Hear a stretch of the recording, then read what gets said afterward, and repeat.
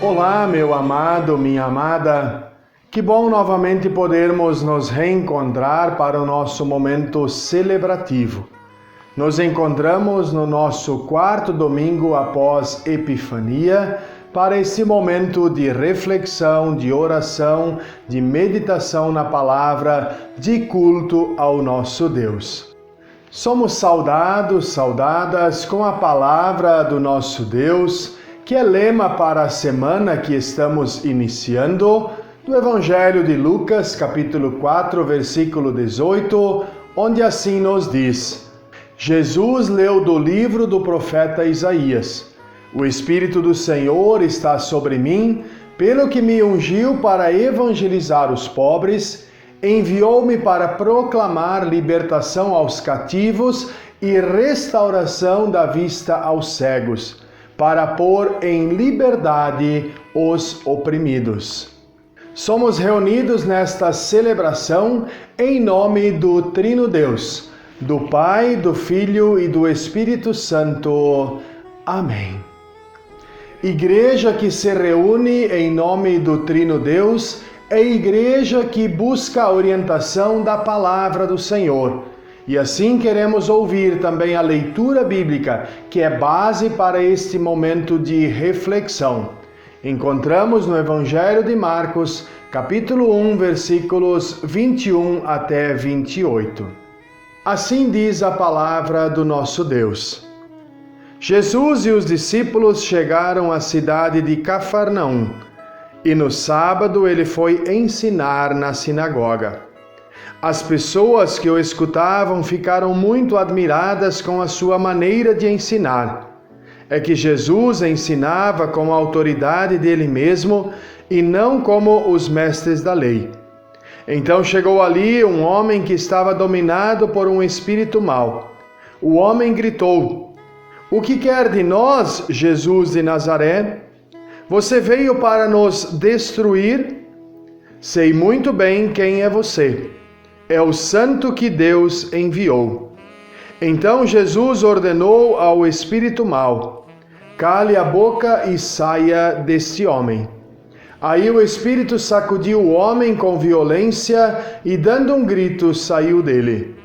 Todos ficaram espantados e diziam uns aos outros: Que quer dizer isso? É um novo ensinamento dado com autoridade. Ele manda até nos espíritos maus e eles obedecem.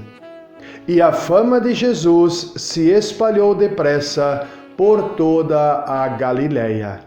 Até aqui esta palavra para a nossa reflexão. Bem-aventurados são todos aqueles que ouvem, meditam em seu coração, mas também colocam em prática na caminhada de vida e de fé. Que a graça e a paz do nosso Senhor Jesus Cristo, o amor de Deus o Pai e a comunhão do Espírito Santo esteja com todos e todas nós neste momento de reflexão e de estudo da palavra. Quem nos governa? Apesar de que recentemente tenhamos passado por um processo eleitoral em nossos municípios e que saibamos na grande maioria quem são nossos representantes na prefeitura, Câmara de Vereadores, governo do estado, assim como também no governo do nosso país, não é a resposta do âmbito político que hoje proponho respondermos a partir desta pregação, desta reflexão. A proposta está voltada para o âmbito religioso, o âmbito espiritual, o âmbito da nossa fé. Martim Lutero, certa vez, proferiu as seguintes palavras: O ser humano ou é montado por Deus ou montado pelo diabo. Como pano de fundo desta frase de Lutero está a dimensão da não vontade livre do ser humano para a sua salvação. Ou seja, em outras palavras, a salvação ou perdição humana está relacionada com aquele que o governa, que é seu Senhor. Ou ainda em outras palavras, a quem o ser humano está submisso, subordinado e que serve com todo o seu ser. Em outras palavras, não é possível ser governado por dois senhores, como bem nos lembra também Jesus e que encontramos no Evangelho de Lucas, capítulo 16, versículo 13. Jesus lá diz: nenhum servo pode servir a dois senhores, porque ou há de aborrecer a um e amar ao outro, ou se há de chegar a um e desprezar ao outro. Nos encontramos no quarto domingo após Epifania, tempo este no qual somos lembrados que em Jesus de Nazaré, o Salvador, o Messias, nascido lá em Belém, encontramos então a revelação de Deus, como cumprimento das promessas feitas por Deus por intermédio dos profetas, e que nós encontramos abundantemente também nos relatos do Antigo Testamento. Os textos previstos para este final de semana apontam para estas promessas anunciadas pelos profetas, assim como também o cumprimento dessas promessas, que deve então ser o pano de fundo para a vivência cristã, para a vivência do amor de Deus no mundo por parte de todas as pessoas que se denominam cristãs. O texto base para a nossa reflexão de hoje é do Evangelho de Marcos, que nós acabamos de ouvir, e que nos apresenta duas propostas de governos, a partir do qual nós queremos então responder à pergunta do nosso tema: quem nos governa? Nosso texto inicia dizendo que Jesus foi num sábado para a sinagoga para ensinar. Os que ouviam o que Jesus falava ficavam muito admirados com a sua maneira de ensinar. Marcos ainda relata que esta admiração se dá porque Jesus ensinava com autoridade, e uma autoridade diferente dos mestres da lei. Sim, o ensinamento dos mestres da lei estava pautado sobre o conjunto de leis e mandamentos entregues por Deus a Moisés, mas principalmente as leis que eles mesmos haviam criado ao lado dos 10 mandamentos e das demais orientações de Deus.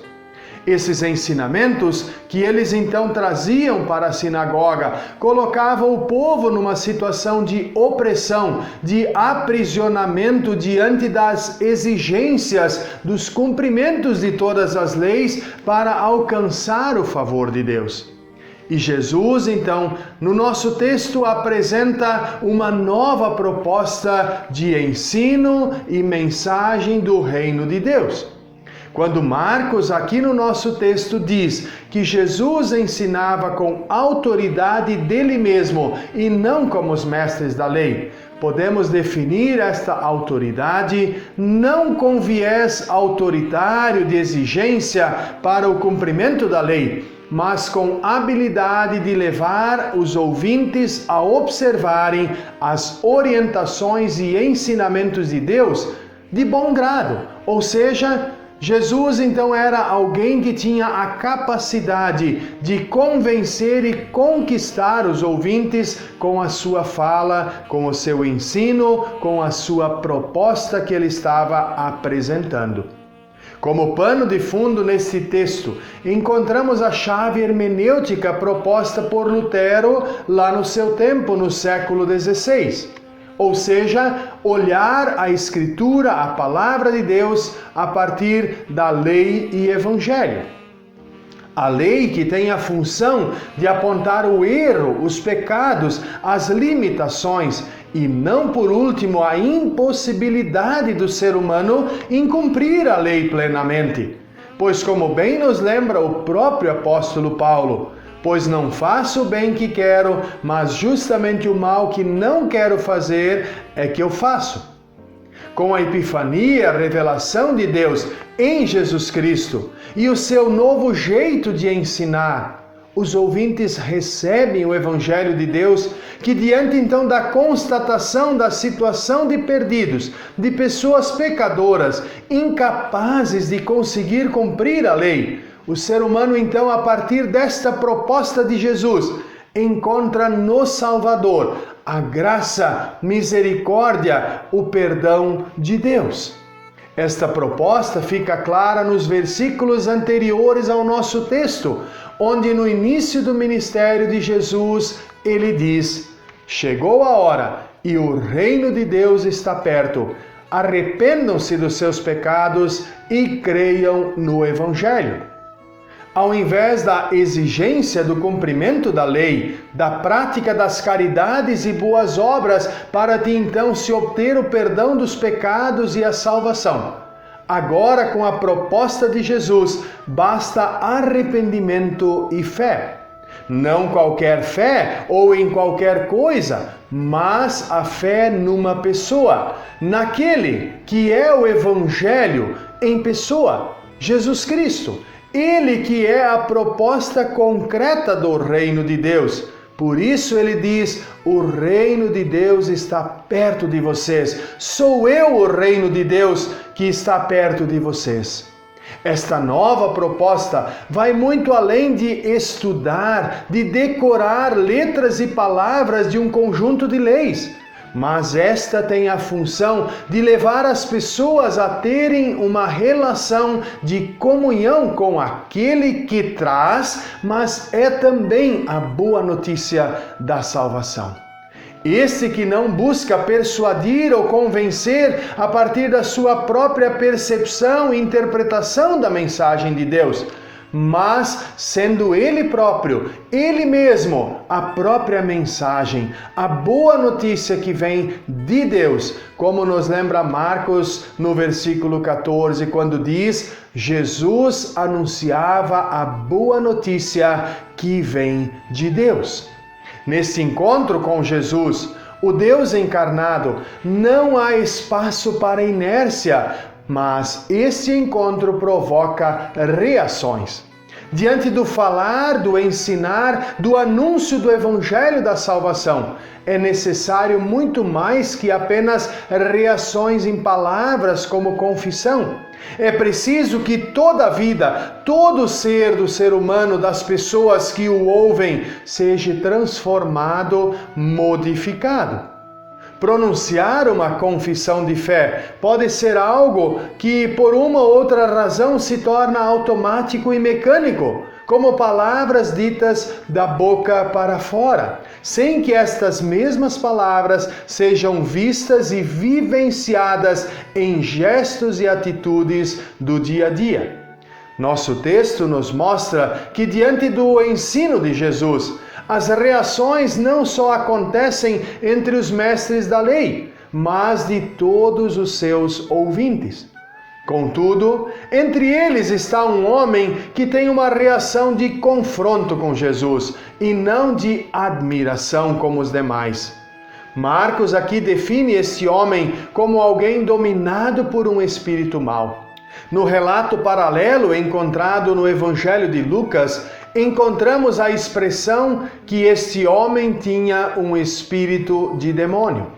A reação desencadeada pela proposta do reino de Deus, anunciada e ensinada por Jesus, nos mostra a existência de dois reinos: o reino de Deus e o reino contra Deus. Por isso, Jesus em outro momento disse: quem não é por mim, é contra mim. Se olharmos para o texto, poderíamos dizer que não estaria correto afirmar que esse homem é contrário a Jesus, pois ele não fala nada demais. Inclusive, reconhece Jesus como o santo que Deus enviou.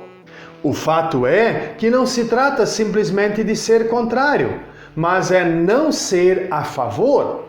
Na caminhada de fé, não existe estar mais ou menos na fé. Não existe estar em cima do muro. Estar em cima do muro é estar do lado de fora. Apesar deste homem estar no espaço de estudo da palavra de Deus, ele está do lado de fora, contra Deus, sendo governado pelo inimigo de Deus. Prova disso é o que se segue no nosso texto. Quando Jesus repreende e ordena calar-se e deixar aquele homem sobre o seu governo, o mesmo então acontece. Meus amados e minhas amadas, quando olhamos ao nosso derredor, seja no âmbito religioso, seja no âmbito social e também político, vamos perceber que há muitas pessoas que estão nas diferentes sinagogas e por vezes com a própria Bíblia nas mãos, mas que sua mensagem, ensino e vivência não leva as pessoas ao encontro com o reino de Deus, mas com outro reino que é contra a vontade e o próprio Deus.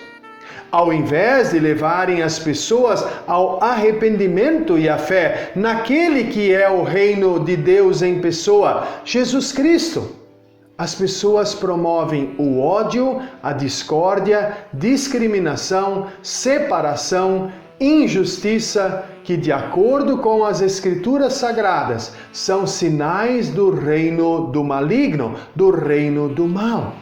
Por isso, diariamente, eu e você precisamos nos perguntar como cristãos que nos denominamos: quem nos governa?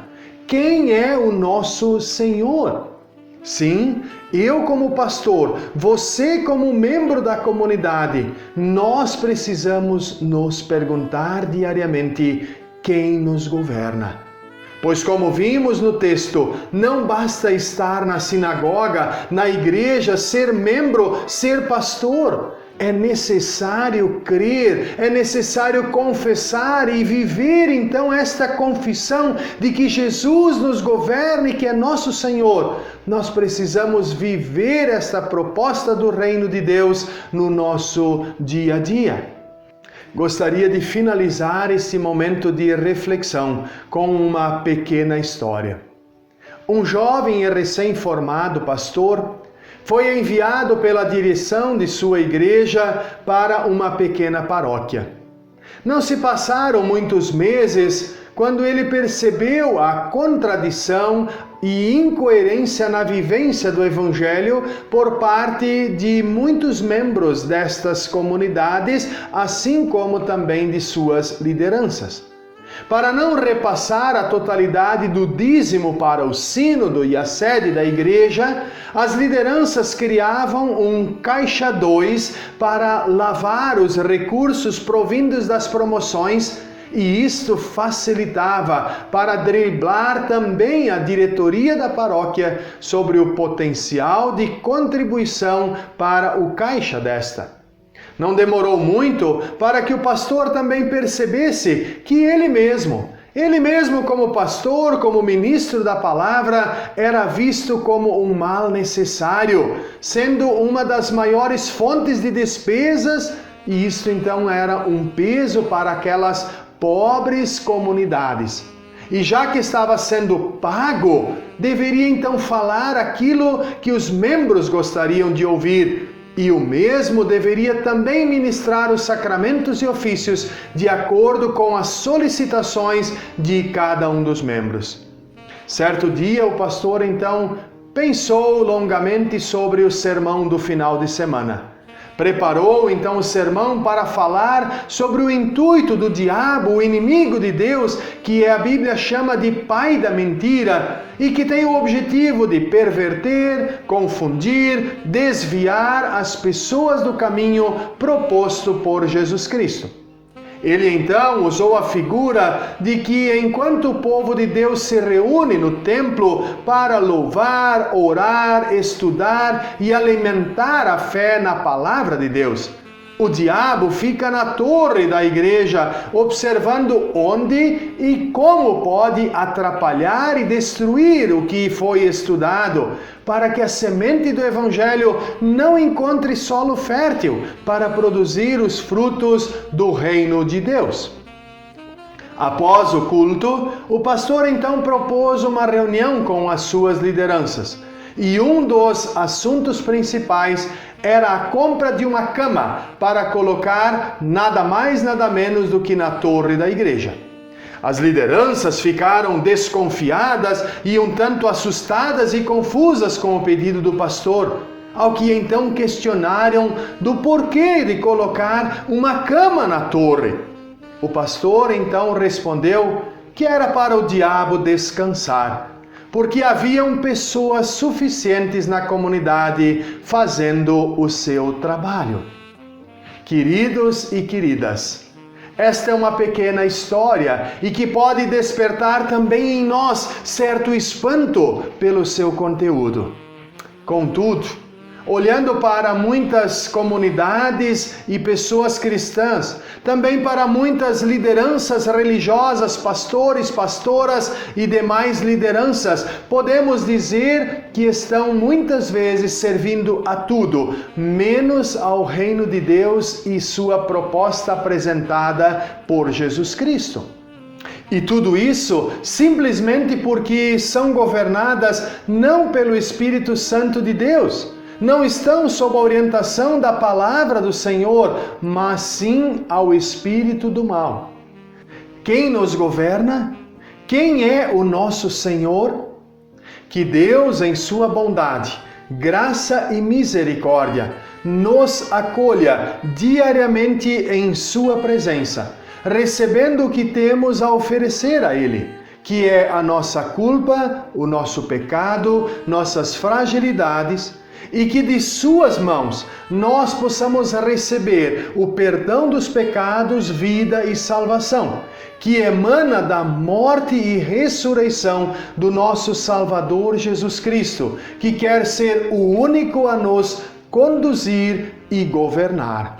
E que Ele nos use para anunciar esta proposta amorosa e misericordiosa às pessoas que nos cercam, para que estas também possam colocar-se diante de Deus e servir com alegria e amor.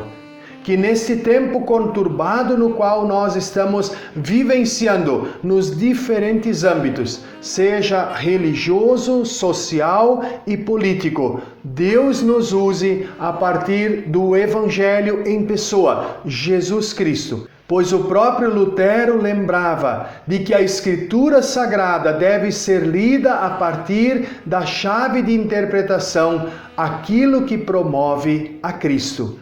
Por isso ele também nos lembra que a Bíblia, a palavra de Deus, é como uma manjedoura. Se nós não encontrarmos Cristo nela, encontraremos somente palha. Que Deus nos abençoe com a sua palavra. Que encontremos Cristo sempre e sempre de novo, o Cristo crucificado e ressurreto, o nosso Salvador, aquele que quer nos governar e nos conduzir durante toda a nossa vida. Que Ele nos abençoe hoje e sempre. Amém. Como resposta à palavra que acabamos de ouvir, que nos chama a um compromisso com Deus, convido a confessarmos a nossa fé com as palavras do Credo Apostólico. E eu os convido a não somente pronunciarmos as palavras, mas a meditarmos sobre cada palavra que vamos proferir e confessar. Assim juntos dissemos: creio em Deus Pai Todo-Poderoso, Criador do céu e da terra, e em Jesus Cristo, seu Filho unigênito, nosso Senhor, o qual foi concebido pelo Espírito Santo, nasceu da Virgem Maria, padeceu sob o poder de Pôncio Pilatos, foi crucificado, morto e sepultado, desceu ao mundo dos mortos, ressuscitou ao terceiro dia, subiu ao céu e está sentado à direita de Deus Pai Todo-Poderoso, de onde virá para julgar os vivos e os mortos. Creio no Espírito Santo, na Santa Igreja Cristã, a comunhão dos santos, na remissão dos pecados, na ressurreição do corpo e na vida eterna. Amém. Queremos assim também nos colocar em oração diante do nosso Deus. Oremos. Querido e amado e bondoso Deus, Nós te agradecemos pelo dom da vida e por tudo aquilo que tu nos presenteias a cada novo dia, juntamente com a vida. Obrigado, Senhor, porque mais uma vez podemos nos reunir em celebração, em culto e meditar na Tua palavra e dela buscar orientação para a nossa vida. Queremos, ó Deus, agradecer-te porque mesmo apesar de estarmos ainda num tempo difícil da pandemia, nós temos a oportunidade, com todos os cuidados, poder nos reunir como comunidade presencialmente em nosso templo, mas para chegar ao encontro daquelas pessoas que ainda não podem vir por uma ou outra razão, nós também conseguimos nos reunir virtualmente. Nós queremos agradecer-te quando olhamos para trás pela caminhada, mesmo que um tanto difícil, do ano que passou. Te agradecemos por este ano que podemos iniciar de caminhada também de comunidade. Nós te agradecemos, ó Deus, porque também o sustento financeiro da nossa comunidade foi possível no ano que passou. Graças ao fruto da fé, gratidão e compromisso dos nossos membros, tu tens mantido o trabalho de nossa comunidade. Queremos também te agradecer, ó Deus, porque tu tens cuidado de cada um de nós. Tu tens cuidado de nossas famílias, de nossos membros, das pessoas da nossa comunidade. Ó Deus, pois quando olhamos ao nosso derredor, nós percebemos que nem todas as famílias foram preservadas deste vírus ou de outros males. Muitas e muitas pessoas, e muitas famílias se despediram dos seus entes queridos. Nós, em nosso país, que já passamos de 220 mil mortes devido a este vírus que veio de forma sutil, mas que veio tirando vidas de muitas pessoas. Ó Deus, nós clamamos que tu venhas consolar e confortar estas pessoas, estas famílias que se despedem, que choram e pranteiam a morte dos seus entes queridos. Nós queremos também trazer diante de ti as pessoas enfermas que por outras razões estejam enfrentando tratamento de saúde. Ó Deus, nós queremos te pedir que, se for do teu querer, o tratamento elaborado e indicado pelos médicos possa ser um tratamento exitoso. Ó Deus, cuida de todas as pessoas segundo o teu querer e restabeleça segundo a tua vontade. Mas, acima de tudo, permita que cada pessoa que esteja passando por momentos difíceis de enfermidade sinta o teu cuidado, a tua proteção e o teu carregar. Queremos também, ó Deus, te pedir por todas aquelas pessoas que estão desempregadas, que necessitam de trabalho digno para o sustento de suas famílias. Conceda, Senhor, oportunidades. E de fato temos ouvido um número expressivo de vagas de emprego sendo oferecidas. Senhor, que ali também tu estejas acompanhando, abençoando. Queremos, ó Deus, não por último, pedir por cada pessoa de nossa comunidade, de nossa paróquia, de nosso sínodo, de nossa ISLB, mas também da igreja no mundo. Tanto membros quanto lideranças, ministros e ministras. Conceda, Senhor, a cada novo dia o teu Santo Espírito. Conceda discernimento e sabedoria para olhar para a tua palavra e anunciá-la de acordo com o teu querer e a partir dos teus princípios. Não permita, ó Deus, que nós anunciemos de forma leviana a tua palavra, pois a partir da tua palavra, que apresenta Cristo o Salvador às pessoas, é que depende a salvação ou perdição das pessoas que ouvem. Por isso nós te pedimos, dá-nos sabedoria no falar e no vivenciar do teu Evangelho, em palavras e atitudes. Queremos assim também, ó Deus, rogar por nossas autoridades, por aqueles que exercem governo civil sobre nós. Nós queremos rogar, ó Deus, a nível de município, estado, mas também país e mundo, Dá-lhe sabedoria e discernimento para governar com justiça, com lealdade, com ética, com princípios voltados e pautados no reino de Deus. Ó Deus, nós te pedimos também que concedas ao teu povo a ética necessária para exercer o seu papel de cidadão consciente e fiel também à proposta do teu reino. E tudo mais, Senhor, que não expressamos aqui em palavras, mas que está guardado no coração individualmente de todos nós.